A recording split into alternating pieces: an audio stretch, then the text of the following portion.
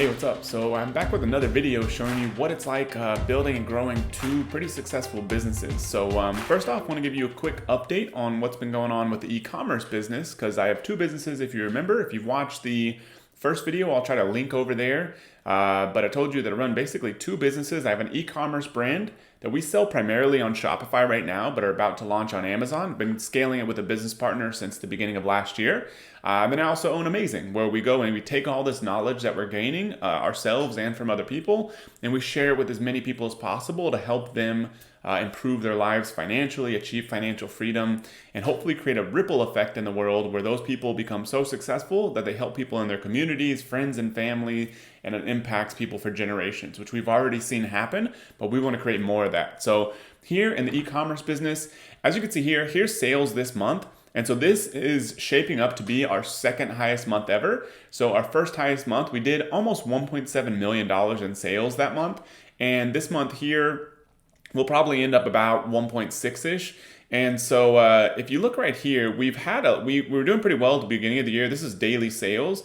And then it kind of dropped off a little bit. We were having trouble, like 37 grand is like one of the lowest sales days we've had in a while. 37 grand, and we had a couple days that popped back up, then 40 grand, 42 grand. If we're not producing at least 50 grand a day in sales, I start getting a little nervous, to be honest, which is a great position to be in, because our first month, we only did 17 grand in sales. And this was a business that had already been kind of sitting there, which is why we did 17 grand. I didn't do anything yet at that point, but it was already had a little bit of traction. But the first month of last year, we did 17 grand in sales.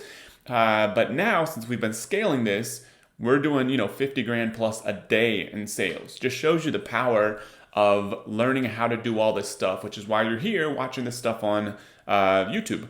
And so if you look here, we've been able to pick up some more traction. So now we're doing 50 plus, getting close to 60 grand a day in sales, which is awesome. So far down here, we're at about 1.3 million. And this doesn't include today's sales. So while I'm recording this, it's October 26th. So this is up to October 25th.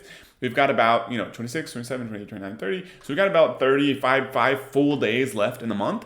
And so still going to pick up some good sales here. So right now, this is, we're scaling this. We're getting ready to get into the holiday season. So it's kind of already started, but October is kind of an off month where things really pick up traction for us in Q4 is November and December. So November, when we start getting into Thanksgiving and Black Friday and Cyber Monday and then Christmas, people are just in a buying frenzy. So we're gearing up for that, creating special landing pages, special ads for those, and hopefully you're going to push really hard in those 2 months to finish out the year strong. Now, what I want to show you most importantly today is something we just ran through for Amazing, but I'm about to do for the e-commerce brand also. So I kind of outlined how this works over here for us. It's our annual planning process.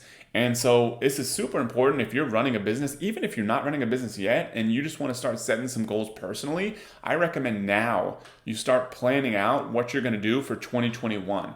It's almost end of October. You've got about 2 full months. It gives you time to think about this, if you have a team, to work with a team on this, to really massage it so you can hit the ground running in the new year. So I recommend start to think about now what you're going to do next year in 2021, personally or in business. But I'm going to give you the business version of our planning process, but you can honestly do this for your personal life also. So here's what we do. So first thing is we try to get the facts. So what I mean here is so you're not just creating unrealistic goals or things that aren't based in reality.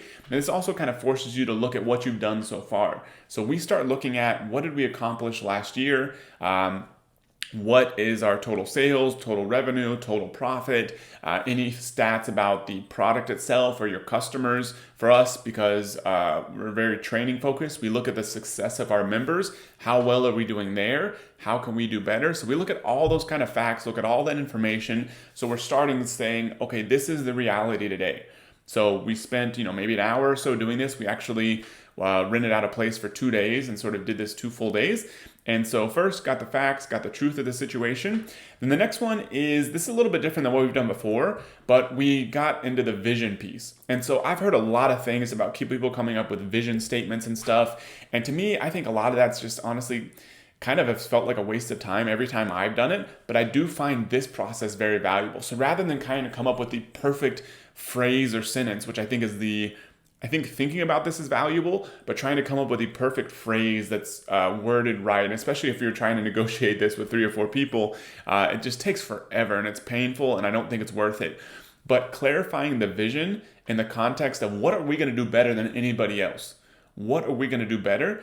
That part I think is important for you to figure out for your own business. And it's not so much coming up with a phrase to capture it, it's being able to back it up in a million different conversations throughout the year and all your marketing campaigns and how you make decisions for customer service, for your products, for everything else that you do should be in the context of how you're going to do something better than anybody else. You've got a few different options. So it can be you're going to have the best product, you're going to have the best customer service, you're going to have the best price, you're going to have the best brand. These typical things are kind of your options. So for example, Google, mainly about having the best product, the best search engine.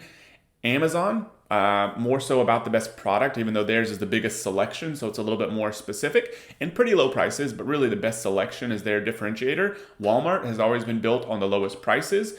Virgin Airlines, the Virgin brand, for example, has always been about the brand itself. Coca-Cola is about the brand, and you can run through a million examples like these. Apple, all about the product. Zappos, all about the service. So for us, we thought about this long and hard, and it's like, what will our customers value the most at Amazing? And for us, it's about delivering the best results. So when somebody comes to us and they're looking to start a business or grow a business, we want to be able to say that more than anybody else, we will deliver the best results. And this, for us, means a little more than what you might think. So it means typical business results. So it's income from the business for the owner of the business. It means wealth that you're building through the business, profits, cash flow, value of the business, all those typical kind of business and CEO sort of metrics. But for us, it's not just that, because if somebody's doing all that, but they're screwing people over or they're miserable or they're unhappy, we haven't done our job. Because I've realized after building businesses for 10, 11 years that that's not the whole picture. It's about being successful financially with your businesses and having a lot of just general success, but also being happy in the process. Are you actually liking waking up each day, running your businesses? Or are you stressed out like crazy? Or do you feel like you're actually contributing something meaningful beyond just making money? For us, that's the most important piece, because I believe that for the right kind of person that has good morals, good ethics, eventually they'll realize that for themselves. So our hope is to get people there faster. So they're becoming financially successful and they're actually becoming better people in the process. So that's what we mean by results. Your core differentiator may be different, but what will you do better than all of your competitors? Which to me is what the vision is all about. Third, define your strategy. What markets are you going to go into, and how are you going to differentiate yourself from everyone else in there, and how are you going to create competitive advantage?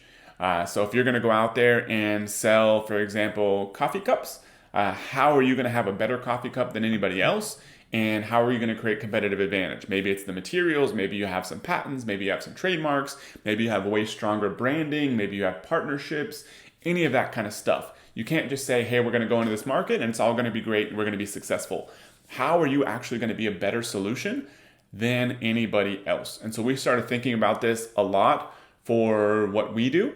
And so we're backing up with ASM, for example, like the market that we want to work with in there is one of the markets is people they're frustrated, they're working a corporate job, they make pretty good money, but they're ready to get out and become financially free.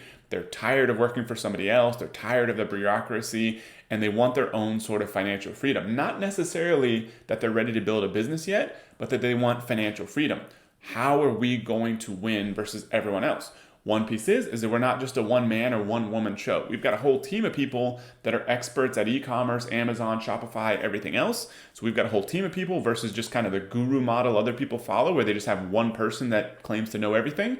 Also, that we provide tons of support whenever people join our program. So we have mentors, we have our customer support team that are all kind of aligning, now that we know our vision to deliver better results, we have this one-on-one support effort and a whole bunch of other things that allow us to differentiate versus anybody else. So figure out what markets you're going to go into, what are those customer groups, and how are you going to be better and differentiate yourself versus all the other possible options they have.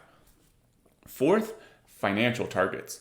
And so what depends on the kind of your business. So I recommend trying to have kind of a single North Star sort of metric you're looking at. And so it's completely different for the two different businesses. And so we've kind of captured some of the qualitative aspects here, but now let's think about the quantitative aspects. So for Amazing, Our goal is to do the best possible job we can for customers. And if we do the best possible job, it should show up in profit generated. For the e-commerce brand, we're trying to scale it as much as possible. So with that business, the metric's more around the company value or sales we're producing, because we don't plan on trying to produce as much profit as possible in that business yet, because that's not really what it's going to be valued on. So it's more the company value as opposed to the amount of profit we produce. But for Amazing, it's an established business. It's been around for a long time. We know what we're doing. So for that, it's more of like a typical business metric around the profit produced and the dollar amount versus the percentage. So yours may be different. Do you want to produce a certain amount of income for yourself? Do you want to produce a certain amount of profit for the business, cash flow? Are you trying to grow the value of the company? Are you just focused on sales? It really depends on what your objective is. But ideally, you should clarify that for the fourth financial target so you know what you're shooting for throughout the year. Fifth, action plans. Now, we have a whole team that we need to get involved in this process, but we did clarify some of this so it's not just nice ideas. What do we actually need to do to make these things happen, to deliver on our financial targets, to deliver on the strategy, to deliver on the vision? What are some of the core things we need to do throughout the year to actually make this happen? Equally as important, number 6, what are we not going to do? You can't just invent time. I don't know about you, but I try to fill my time up as much as possible to be productive as possible. And so it's not like I have a whole bunch of extra time sitting around. So if I want to keep adding stuff, that doesn't work. Either I'm going to start doing a sloppy job on a lot of things, or stuff's just not going to get done. I can't make myself have more time. I already work fairly efficiently, I think. And so the only other option you have left is to get rid of stuff. What products are you not going to sell? What services are you not going to offer? What meetings, what projects, what relationships, any of that sort of stuff? What are you going to get rid of to create room for all this good new stuff? I think the process of building business is to take intelligent risks, try stuff out, keep doing more of the stuff that's working, and get rid of the stuff that's not working. Pretty simple. And so as long as you can keep doing that without taking catastrophic financial risks, over the long term, I think you're pretty guaranteed to be successful. So you have to focus on, and this is something I don't think we've done well enough in the past, what are we going to get rid of so we can make room for all this new stuff? Last but not least, follow through in communication. If you're just a solo entrepreneur, maybe you want to commit to somebody else, another entrepreneur or a family member you're really close to that supports you. Tell them what you're going to do so you have some accountability. For us, we have a whole company, so we need to communicate all this stuff to everyone else in the business that's involved. And so we need to make sure all of them know. If it's relevant, some pieces up to the partners we deal with in business. And so we need to make sure that this doesn't just become an exercise we kind of did in our own little cave, that it actually permeates throughout the company. So for you, I would recommend at minimum, if you have a small business, communicate it with everyone on your team. If you're just by yourself, then at least get some accountability going with another entrepreneur that's also building his or her own business, and also a close friend or family member that's really supporting you along the journey, so you have an extra element of accountability. A lot of goal setting research has proven that being accountable to somebody else dramatically increases your odds of success. Because if you're just committing to yourself and doing all this on your own, then who's to say one day you wake up and you feel like you're not going to do it? You have no reason, nobody that's going to be like, hey, did you actually do the thing you said you were going to do? And so this is why I recommend having accountability is extremely important. So those are the main things that are on my mind right now. So we've got this annual planning process. Highly recommend you do your own. Start thinking about 2021, either on a business level or a personal level, because now is the time to get ready, because we don't know what's happening in the world, but there are some pieces you can control. You can control what you do, even if we can't control what's happening in the broader world today.